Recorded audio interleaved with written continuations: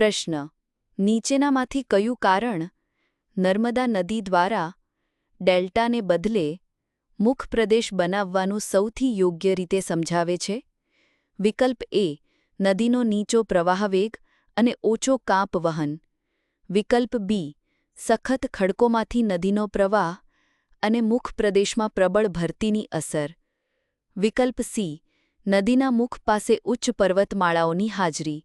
વિકલ્પ ડી: બંગાળની ખાડીમાં તેનો પ્રવાહ સમાપ્ત થતો હોવાથી.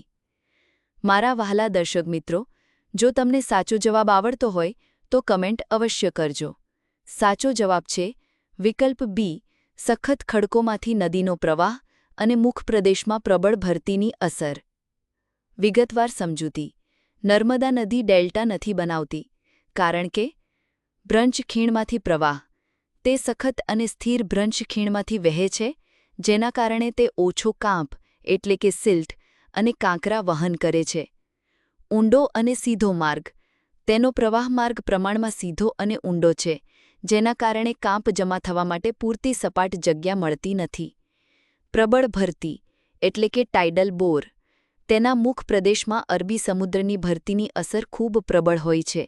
આ ભરતી નદી દ્વારા લાવવામાં આવેલા કોઈપણ કાંપને દરિયામાં પાછો ધકેલી દે છે, જેના કારણે કાંપનો ભરાવો થતો નથી અને ડેલ્ટાની રચના થતી નથી.